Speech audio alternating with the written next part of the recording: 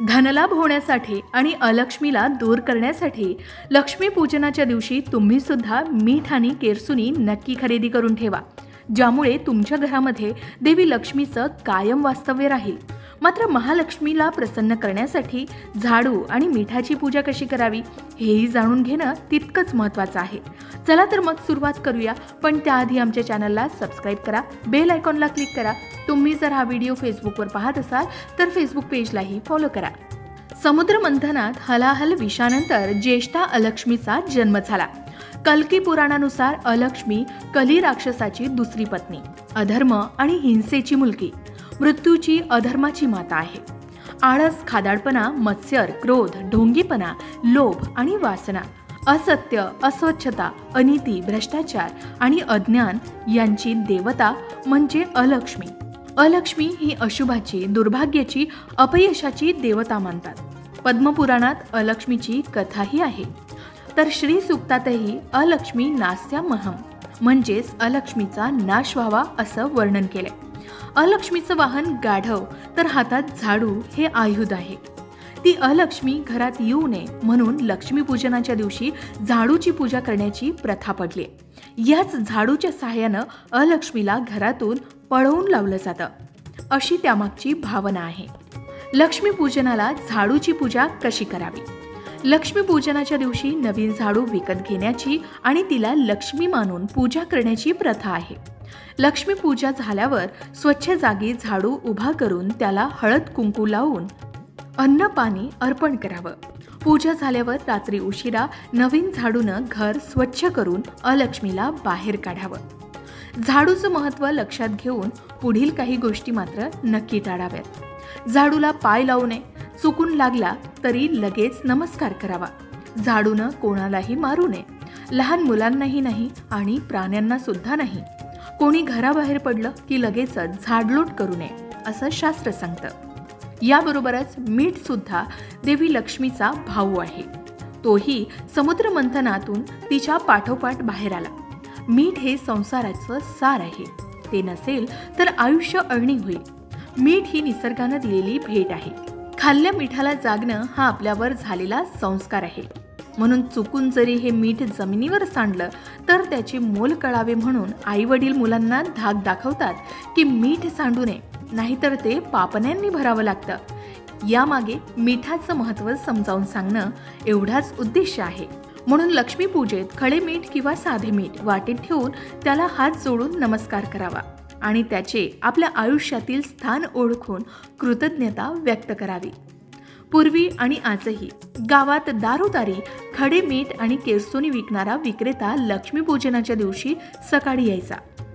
लोकही श्रद्धेनं मीठ आणि केरसुणीची खरेदी करून त्याला मान देत असत। आपणही आपल्या घरातील अलक्ष्मी दूर होऊन लक्ष्मी नांदावी यासाठी केरसुणी आणि मिठाची पूजा नक्की करू शकता।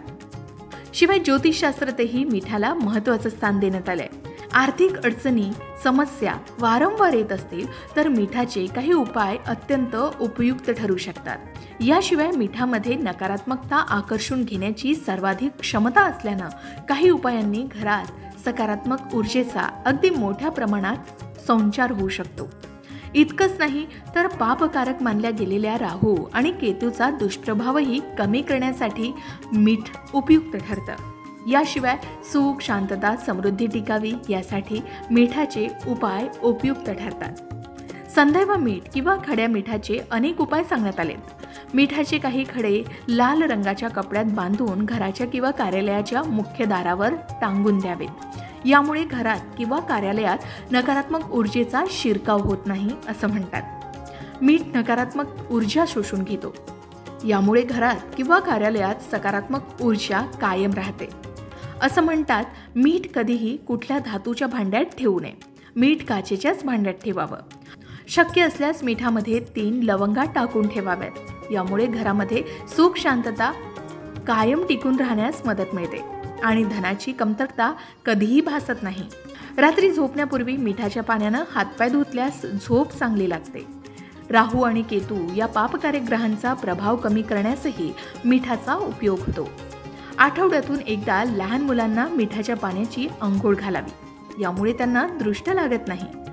शिवाय आरोग्याच्या दृष्टिकोनातून विचार केला तर मीठ हे अत्यंत महत्त्वाचं मानलं जातं. ताणतणाव हल्ली फार सर्वसामान्य आजार झालाय. अगदी क्षुल्लक कारणावरूनही अनेकदा चिडचिड, अस्वस्थता, डिप्रेशन, भूक न लागणे असे आजार डोकेवर काढतात. म्हणून अभ्यासकांच्या म्हणण्यानुसारही संदैव मिठाचं सेवन शरीर आणि मनाला स्वस्थता देते, शांत होण्यासही मदत करते. दिवाळीत धनाची देवी महालक्ष्मीला प्रत्येकजण आपापल्या परीनं आणि क्षमतेनं प्रसन्न करण्याचा प्रयत्न करतो. ज्याप्रमाणे घरात झाडू वापरल्यानं आपलं घर स्वच्छ आणि सकारात्मक बनतं, त्यासाठी दिवाळीच्या दिवशी घरातून जुना झाडू काढून टाकावा आणि नवीन झाडू घेऊन त्याची पूजा करून नंतर तो वापरावा. ज्योतिषशास्त्रानुसार लक्ष्मीपूजनाच्या दिवशी झाडू दान करणं देखील शुभ मानलं गेलंय. जर तुम्ही आर्थिक अडचणींमुळे त्रस्त असाल तर त्यावर मात करण्यासाठी दिवाळीच्या दिवशी 3 झाडू खरेदी करावे आणि ते कोणत्याही मंदिरात ठेवावे. असं मानलं जातं की असं केल्यानं आपल्याला कधीही पैशाची कमतरता भासत नाही. असं म्हणतात की दिवाळीच्या दिवशी संपूर्ण घर नवीन झाडूनं स्वच्छ करावं आणि या साफसफाईनंतर हा झाडू कुठेतरी लपवून ठेवावा, जो कोणालाही दिसणार नाही. ज्योतिषशास्त्रानुसार असं केल्यानं देवी लक्ष्मी कायम घरात टिकून राहते. देवी लक्ष्मीशी संबंधित असलेल्या मीठ आणि केरसुणी या दोन्ही वस्तू या दिवाळीत खरेदी करून त्याची पूजा करून तुमच्या घरातून नकारात्मकता दूर करून तुम्ही सुद्धा धनलाभ मिळवू शकता. मात्र लक्ष्मीपूजनाच्या दिवशी झाडू आणि मिठाची पूजा केली जात असली तरी अमावस्येला झाडू खरेदी करू नये असं म्हणतात. कारण समुद्र मंथनातून जी रत्ने बाहेर पडली त्यासोबतच अलक्ष्मीही आली. केरसुणी आणि कावळा ही तिची चिन्ह आहेत. गाढव हे तिचं वाहन आहे. लक्ष्मीपूजनाच्या दिवशी अलक्ष्मीचं निस्सारण केलं जातं. म्हणून अलक्ष्मी ही अशुभाची, दुर्भाग्याची, अपयशाची देवता मानली जाते. अलक्ष्मी घरात येऊ नये म्हणून लक्ष्मीपूजनाच्या दिवशी झाडूची पूजा करण्याची प्रथा पडली. मात्र हा झाडू घेताना अमावस्येला घेऊ नये असं म्हणतात. आता लक्ष्मीपूजनाला झाडूची पूजा करायची तर मग झाडू कधी घ्यावा तर धनत्रयोदशीच्या दिवशी हा झाडू खरेदी केला जाऊ शकतो. अमावस्येला देवी लक्ष्मीच्या पूजनासोबत केरसुणी म्हणजे झाडूचंही पूजन करावं. कारण अमावस्येला झाडू खरेदी केल्यावर लक्ष्मी देवी नाराज होते असं म्हणतात. तिचा नकारात्मक परिणामही आपल्याला जाणवू लागतो असंही सांगितलं जातं. याचबरोबर धनत्रयोदशीच्या दिवशी मीठ खरेदी केल्यावर लक्ष्मीपूजनाच्या दिवशी त्याची पूजा करावी. शिवाय या मिठामध्ये तुम्ही ऐश्वर्य लक्ष्मी दीपक सुद्धा लावू शकता. देवघरात लक्ष्मीपूजनाच्या दिवशी मिठामध्ये एक मातीचा दिवा प्रज्वलित करून त्याला अक्षता, फुले अर्पण करावी आणि खालील मंत्राचा उच्चार करत हा दिवा प्रज्वलित करावा. मंत्र पुढील प्रमाणे: दीपोज्योती परब्रह्म, दीपो ज्योतिर्जनार्दन, दीपो हरतु मे पापम, सांध्य दीपो नमस्तुते. शुभं करोति कल्याणम, आरोग्यम सुखसंपदा, शत्रुबुद्धी विनाशाय च दीपज्योतिर्नमोस्तुते. धर्मग्रंथानुसार लक्ष्मीपूजनाच्या दिवशी झाडू आणि मिठात लावलेल्या दिव्याची पूजा केल्यास घरामध्ये आर्थिक अडचण कधीच निर्माण होत नाही. शिवाय जीवनात सर्वच भौतिक सुखांची प्राप्ती होते असं सांगितलं जातं. अशाच प्रकारच्या माहितीपूर्ण व्हिडिओसाठी लोकमत भक्ती चॅनलला नक्की सबस्क्राईब करा आणि बेल आयकॉनला क्लिक करा, म्हणजे आमच्या नवनवीन व्हिडिओचं नोटिफिकेशन तुम्हाला मिळत राहील. तसेच योग्य आध्यात्मिक मार्गदर्शनासाठी लोकमत भक्तीच्या फेसबुक पेज आणि इन्स्टा पेजला लाईक आणि फॉलो करायला विसरू नका.